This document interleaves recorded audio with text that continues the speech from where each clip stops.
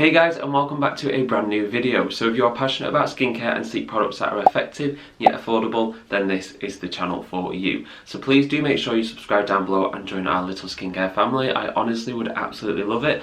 And also please don't forget to give this video a massive thumbs up because it really does help me out. And so without further ado, let's get on to today's video. And today we have a very exciting skincare review which I feel like is well overdue, right? And we're going to be pulling apart 5 Glossier skincare products.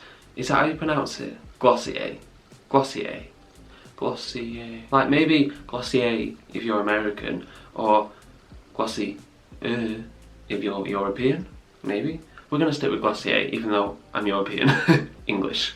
Anyway, basically I've got 5 skincare products I would typically use in a morning routine. Nothing fancy, nothing dramatic, and nothing overly complicated, just so my skin can sort of get set and like ready for the day ahead. And we're going to get really deep and down and dirty in those formulas and see if the formulations are as good as the packaging looks. I mean, come on guys, that packaging is the bomb. That shade of pink, what a lovely shade of pink. And just a quick little disclaimer, 3 out of the 5 skincare products were very kindly sent to me by WeThrift.com, which has an abundance of discount and coupon codes for you to have a massive saving on your skincare and beauty products. So like online retailers such as Cult Beauty, Beauty Bay, and even Glossier, where I got these products from today. So yeah, I'll leave a link down in the description box below. Please do note that these reviews, as always, will 100% be my own opinion and brutally honest. So yeah, enough of this rambling and let's get on to the product reviews. And first we have Glossier's Milky Jelly Cleanser, which is priced at a very affordable £8, and Glossier market this cleanser to be a really gentle yet effective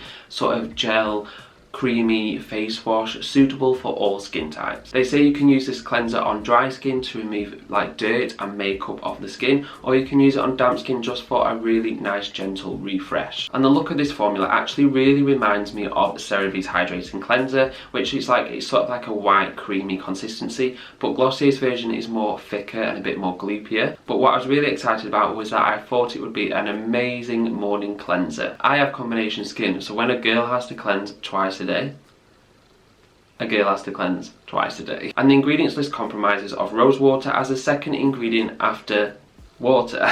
And now Glossier state on their website that they have replaced a quarter of the water content with rose water to really maximise the soothing and antioxidant properties of that ingredient. However, it can be extremely sensitizing to the skin because in a sense it is a fragrance, and people with very sensitive skin, probably this is not a cleanser for you because rose water, oh boy, you can smell that. And other ingredients in this formula are really common humectants and emollients, so the likes of propanediol, isohexadecane, allantoin, betaine, glycerin, and also panthenol to really sort of help retain moisture levels and also soothe and soften the skin. Overall, this is a very basic but solid cleanser because in a sense it does effectively cleanse your skin without having that strict feeling. But yeah, it's just like a no frills kind of cleanser because it doesn't possess any sort of potent active ingredients which are really going to sort of transform and target your skin. It just cleans away the dirt and then you're done. I personally recommend to use this cleanser in the AM if you are cleansing your face twice a day. However, please do not expect to be looking 10 years younger with this cleanser or for it to work wonders on your skin because it's just a basic cleanser. And then next I went on to using the Soothing Face Mist, and guys, what a surprise. I absolutely love my face mist, toners, essence. If I see it in a product range, that's in my basket, definitely. Because it's just like anything that dampens your skin and sort of like preps your skin for your skincare products.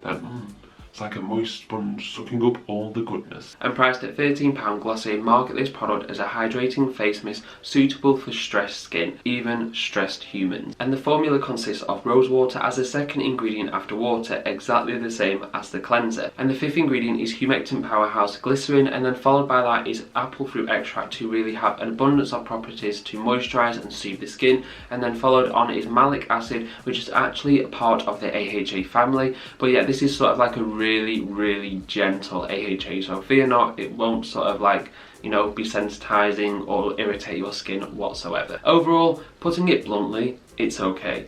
like it's just a standard rose water face mist. I used to go to the Asian supermarkets and purchase pure rose water in a bottle for £1. Yes, £1, ladies and gentlemen. And also the diffuser cap like spray mechanism is actually quite weak when you're comparing it to the likes of Hylamide's Ultra Hydra Density face mist, which is now called Sub-Q mist, and that actually is the same price. It's £13, and you have like a really fantastic formula, a better spray cap nozzle, which is just like all over your face, like it covers your whole entire face. But then you have the Glossier's rose water mist at the same price, and you're just spraying loads and loads and loads on your face. So I know where I'd rather spend my money. And then moving on to the priming moisturiser, which is priced at £18, and Glossier market this product to sort of be a really lightweight but buildable moisturiser that just brings out the best in your skin. So first of all, I absolutely love the packaging of this. I love like sort of that toothpaste tube kind of feel where you're like squeezing it and it's got dents in it, and you know, it's quite quirky, it's quite misshaped, and yeah, I really do enjoy it. And I was actually pleasantly surprised by how quickly the moisturiser came out. Of like, yeah, I didn't actually really have to squeeze much out of it. However, when I did notice that, I noticed that the formula and the consistency of the moisturiser was like a really watered down moisturiser, if you get me. And I feel like that it was sort of quite cheap, and that it would just sort of like sit on my face and it wouldn't sort of give me the moisturising properties, and it wouldn't sort of just like be pleasant for my combination skin. And the ingredients list is pretty extensive, and it contains a lot of emollients and emulsifiers pretty much near the top of the ingredients list, which in my opinion that just sort of screams out a cheap formulation. And it has Indian cress flower extract, which funnily enough was in last week's first product. I can't actually remember for the life of me what product it was. No, I really can't remember now. It's so funny that Indian cress flower extract is in a Glossier, you know, American skincare product, and also this. I've used it in their products, and I've never heard of that before last week. And also in the ingredients list you have shea butter to really nourish the skin, and also aloe leaf extract to really help to soothe and protect the skin at the same time. Looking further down the ingredients list, it's got retinol palmitate, which again was in another Verse product. Was it the Shortcut Overnight Facial Peel Mask that had retinol palmitate in it? Was it? I can't remember now. And if you guys don't know, then retinol palmitate is part of the retinoid family, but it is incredibly weak to even be considered, in my opinion, to be part of the retinoid family. Like, there's just absolutely no point even putting it into a formula because it's that weak. Like, it's just going to do more harm than it is good. And we also have ascorbyl palmitate, which yes is a part of the vitamin C family, but again, yes, it is incredibly weak to even sort of have the benefits of any vitamin C product. And this moisturiser may be quite good for dry or normal skin types, but for oily combination skin types, I think this is absolutely a big no-no. Over the course of the day, I just sort of felt it very heavy and very greasy on my skin, and it also looked like that as well, which is a big no-no for us combination oily skin gals. And so yeah, I will use this moisturiser up because I don't want to waste anything, because I'm not an irresponsible consumer. If it doesn't sort of, you know, react to my skin badly or anything, then I will use it, but I'll use this moisturiser in the PM just because it's, you know, a lot thicker and I sort of don't want that greasy look throughout the day. And now moving on, we have the very, very popular Invisible Shield Daily Sunscreen SPF 30 with UVA and UVB protection, and this is priced at £20, which is on the highest spectrum that I would usually pay for a sunscreen, but it's not unaffordable. And Glossier market this as a lightweight SPF water gel formula, which is going to protect us from sunburn. Well, I bloody well hope so, it protects us from sunburn, otherwise it's not doing its job, is it? I was so incredibly excited about this out of everything that I have from Glossier today, because like this is so popular on the IG, like, and I feel like I would just do an injustice to you guys if I didn't review this product. And when I went to use it, I was incredibly happy to see the consistency and how transparent it was. It really does go to show how sunscreens have developed over the last 10 years from like being really thick and creamy and greasy to really lightweight and no white cast or anything like that now. And it is really amazing, and it's music to our ears for combination oily skin types, which just, I can use sunscreens and not feel greasy and thick and heavy like a ton of bricks on your face. However, pressing the pump of this product, not a lot comes out whatsoever, and I was like, oh boy, this is not going to last me a long time because I need about 10 pumps to cover my massive face, and it's only 30 mils. And the formulation is okay at best for a chemical sunscreen, so it does have 3% avobentanine, 6% homosalate, and then 5% Octisalate. I think that's how you pronounce it. However, I'm not going to sort of ramble on too much about like the sunscreen ingredients or anything like that, because I'm not sort of that clued up on sunscreens as of yet, because I just think it's such a huge and very complex field of research and knowledge and understanding of sunscreens that, yeah, I'm not going to ramble on like I know, because I don't. However, the sunscreen is also formulated with aloe leaf extract, which is really going to sort of soothe and protect the skin, vitamin E for its antioxidant properties, but it also does contain orange peel extract in there, which is an essential oil, and I just don't sort of think, why are you putting an essential oil in a sunscreen?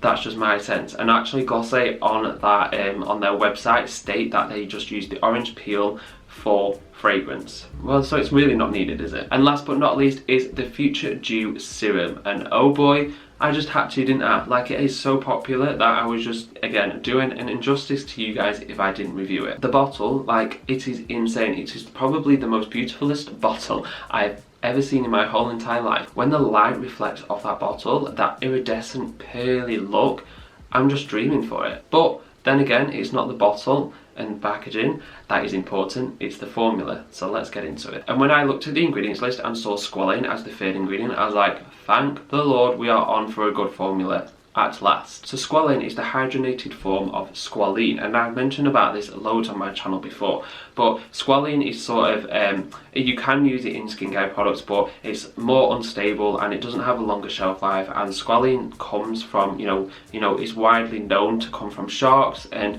it's really, it has a bad rep, and we don't like using squalene, sorry, we like using squalane.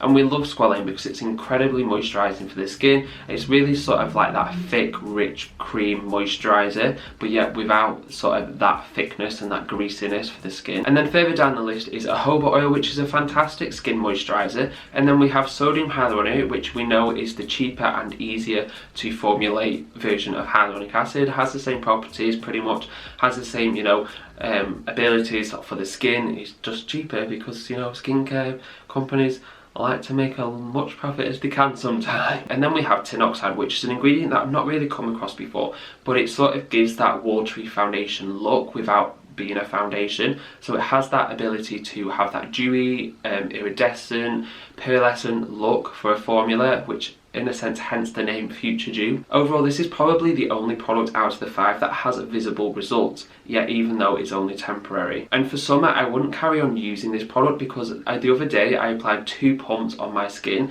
went outside, it was a really hot summer's day, had a barbecue, and honestly I looked so greasy and so like wet, and I was just like, oh, I needed to wash it off my face. So yeah, probably this is more suited better for the winter, colder, drier months, and it's probably suited more for normal to dry skin types, because, you know, us combination oily skin types have that sort of like shine and glowiness and sort of dewy look to our skin anyway, even though it is oil.